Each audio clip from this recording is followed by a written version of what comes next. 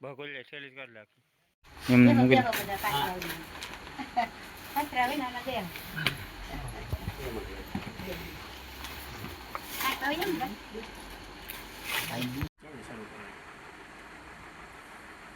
જય રામાપીર મિત્રો, ફરી એકવાર અલખનો આધાર પાઠ ગ્રુપ કરમદિયાના અમારા બધા સભ્યો તરફથી અમારા વિડીયોમાં તમારું સ્વાગત કરું છું.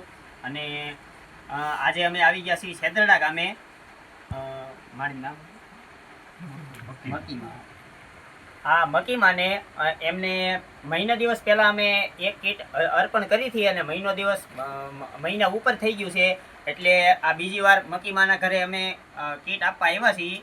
અને મિત્રો, ખાસ તો તમને જણાવવાનું એટલું કે ઘણા સમયથી આ કામ વિરામ ઉપર હતું, કારણ કે સખત લગનગાળો અને ડુંગળી અને ઘઉં બાજરીની સિઝન ખેતીમાં હોવાથી થોડાક સમય અમારાથી સભ્યોથી ધાર્યો સમય ન લઈ શકાતો, એટલે ન નીકળાતું. એટલે લગભગ મહિના દિવસ ઉપર વિરામ ઉપર હતું કાર્ય. અને અમે 15 દિવસ અગાઉ તમને અમે જાણ કરેલી કે હવે ફરીવાર આ કાર્યને બને એટલું વધુમાં વધુ ગતિથી શરૂ કરવું છે.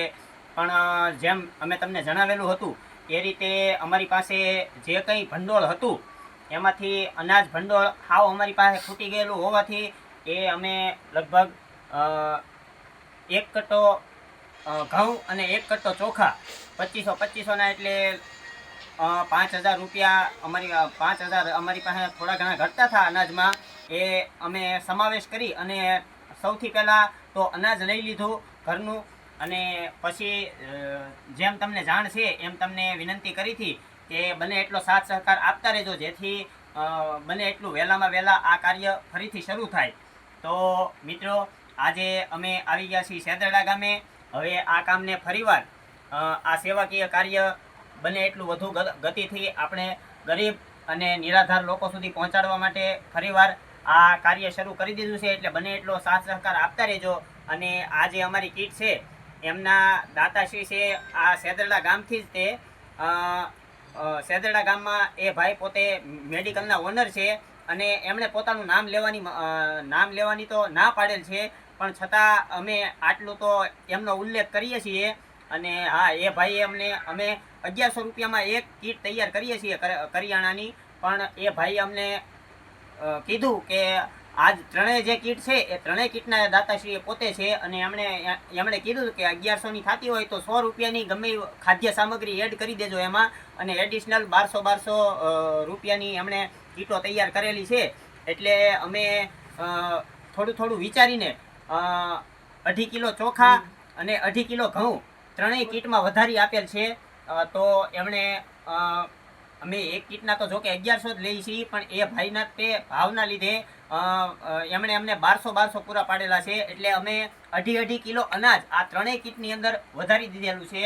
તો મિત્રો, તમે જોઈ શકો છો કે ફરીવાર અમે આ કાર્ય શરૂ કરી દીધું છે. તો બને એટલો સાથ સહકાર આપતા રહેજો.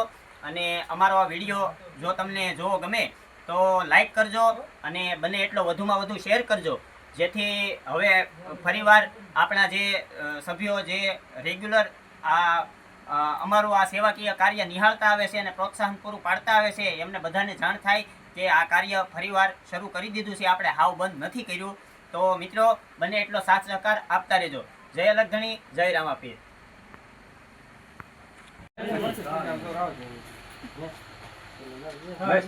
આપણા વિક્રમસેના બેન.